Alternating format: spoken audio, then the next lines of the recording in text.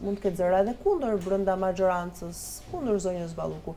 E beson që mund ndodhë një fenomen e tillë? Për zëra kundër brenda majorancës nuk e besoj kurrë dhe kam asnjë lloj ideje që mund të ndodhi diçka e tillë që disa deputetë aty mund të imponohen Ramës. Janë të gjitha aleatë zonjës Balluku. Nuk ka për aleatë zonjës Balluku, janë njerëz që nuk kanë mendim politik, janë varësi të vullneteve dhe dëshirës së Edi Ramës. Qofse Edi Rama thotë do votojmë pro, janë të gjithë pro, edhe vetë zonja Balluku mund të votoj pro. Por unë jam i bindur që majoranca është një trysni shumë të fortë.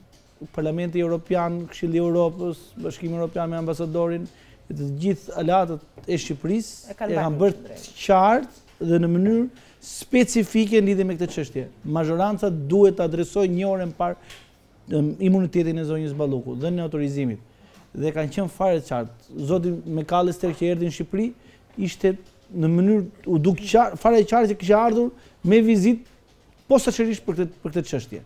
Kjo i ka bërë të qartë majorancës që në lidhje me këtë vendimarrje do të varet shumë me ardhmja e saj politike në lidhje me Bashkimin Evropian dhe me afërsinë e Shqipërisë me Bashkimin Evropian.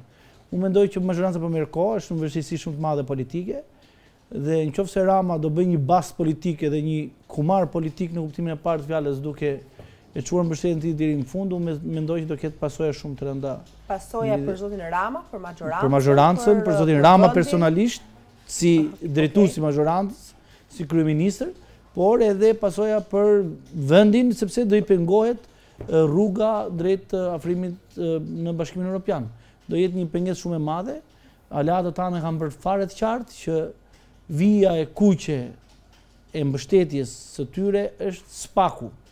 Ata e konsiderojnë si një institucion dhe një sistem drejtësie, një instrument drejtësie jashtëzakonisht shumë të rëndësishëm për mbarvajtjen e marrëdhënieve midis Shqipërisë dhe Bashkimit Evropian veçanërisht. Prokuroria dhe prokurorët kanë dalë në konkluzionin se çështja penale e zonjës Balluku është tani më është e rënduar, rrezikon dikute deri në 35 vite e burgim, në mos gaboj. Nga vepra penale që siç doli nga diskutimi, nga vepra penale po të bësh bashkimin e dënimeve të gjitha me radhë, mund të vjen deri në mas dënimit deri në këtë mas. Është rënduar se ka prova të reja apo intimidimi apo prishja e provave është i mjaftueshëm për arrestimin e saj? Unë mendoj që është rënduar sepse për çdo rast dhe hetimet tjera që ka bërë SPAK-u deri në këtë moment dhe për procedurat tjera të nderimit të cilat ka marrë prova dhe ka sekuestruar prova si pasojë e këtij procedimi penal, mendoj që ka arritur në konkluzionin që nuk është vetëm rasti i tunelit, po janë dhe prokurime tjera, raste tjera të nderimesh të cilat janë në të njëjtën situatë si i tunelit Llogaras, që kanë krijuar dyshime te prokuroria e posaçme që zonja Balluku dhe antarë tjerë të KVO-s, Komisionit të Vlerësimit të Ofertave apo bashkëpunëtorë të saj shumë të afërt kanë kryer të njëjtat vepra penale apo më të rënda. Më të rënda nëse kuptoj korrupsionin, ai është më i rëndë i zyrtarëve të lartë, që është 8 deri në 12 vjet. Meqense jemi këtu, dua të ndalem pak tek çështja e rrugëve, ku besoj keni ndjekur ka akse rrugore, po më kryesori ai nacionali që lidh kryeqytetin me juglindjen e vendit, tani më është i paralizuar, nuk mund të shkojmë drejt juglindjes dhe nuk mund të vinë drejt kryeqytetit. Do t'i rëndonte pozitat e zonjës Balluku shëmbja e një numri shumë të lartë tani më të rrugëve? Pak më herët kam patur një lidhje të drejt për drejt me kolegen Eneta Petova që ndodhet në zonën e Skarparit të Përmetit, ku foli për një tjetër aks rrugor, po ashtu të shëmbur, është inauguruar në 2019.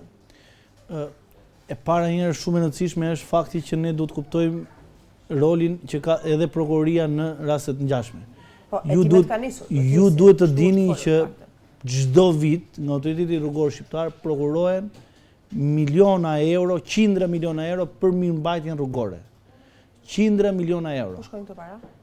Kjo është pra pjesë e hetimit, nëse kjo ka rënë si pasojë e mos mirëmbajtjes, si pasojë atyre tendrave që janë bërë dhe nuk janë kryer punët në terren, si atyre kompanive që nuk kanë bërë detyrat e tyre kur në zbatim të kushteve kontraktore që kanë lidhur, si pasojë e mos funksionimit të autoritetit rrugor, të ministrisë, të gjitha me radhë, si pasojë e mos monitorimit apo mos sinjalizimit në kohë të këtyre problematikave, se ato nuk janë probleme që kanë ardhur brenda orës apo brenda ditës.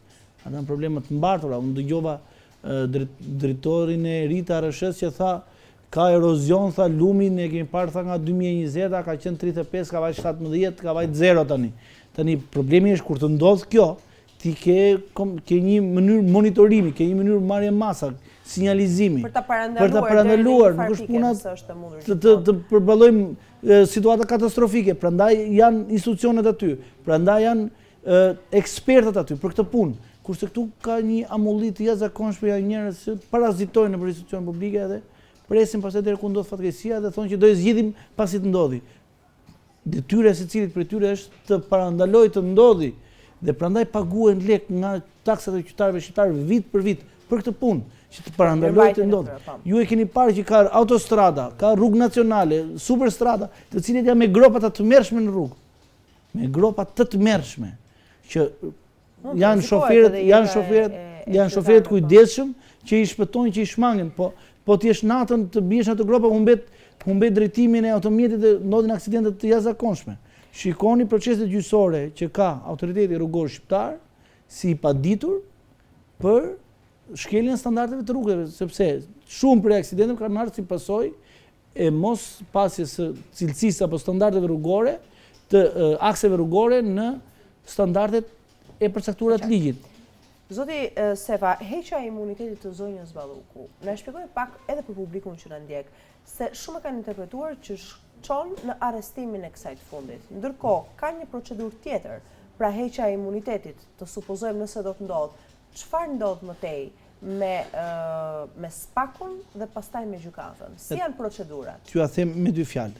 Spaku e ka të pamundur sot, duke pas zonja Balluku imunitet, ti drejtohet gjykatës, GKK-s, me një kërkesë për zëvendësimin e masës, si do të thotë. Nga pezullim në arrestim. Jo pezullimi nuk ndryshon, po nga ajo dalja jashtë, ajo është mas sigurimit, po. Pezullimi pasaportës, po them me pak fjalë.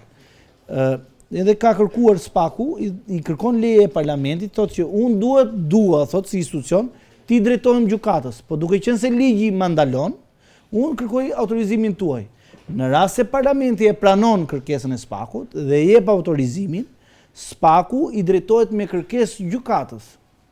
Dakor. Dhe gjykata pasi vlerëson provat dhe analizon të gjitha provat që ka çuar Spaku, dhe analizon kërkesën e Spakut për nevojën që ka për caktuar një masë sigurimi, siç është ajo e arrestit në shtëpi apo arrestit në burg, në varësi të kërkesës së Spakut, atëherë merr vendim gjykata. Por nuk do të thotë që me votimin në parlament zonja Balluku arrestohet. Jo, duhet ta vendosë gjykata. Patjetër, asnjëri në Republikën e Shqipërisë nuk arrestohet pa vendim gjykate. Dakor. Vetëm në kushtet e flagrancës pa gjë tjetër. Po, kjo nuk mund të ndodhë në këtë rast. Nuk është në këtë rast.